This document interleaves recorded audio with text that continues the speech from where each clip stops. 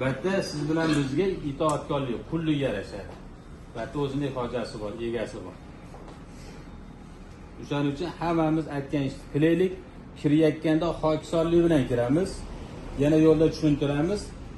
Haramga kirishlikda hamma pastga qarab kirsin deymiz. Shunda qoqinmagin deb o'rib pastga qarab boramiz. Nima uchun? Birinchi bor Ka'baga ko'zingiz tushar ekan, o'shanda nimani so'rasangiz ijobat bo'ladi.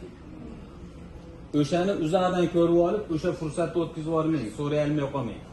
O'shancha aytganda qilamiz. Qoqinmagindek darajada qadam bosadigan joyingizga qarab ketamiz, ro'paga qaramiz. Shunday pastga tushib borganimizda endi mana qarang deganimizda Ka'ba ro'paringizda turadi. Bunda nimani so'raymiz?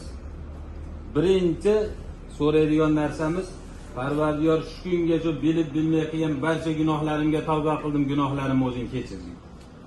O'sha zahoti gunohingizni kechadi. Pokiza bo'lib qoldingizmi?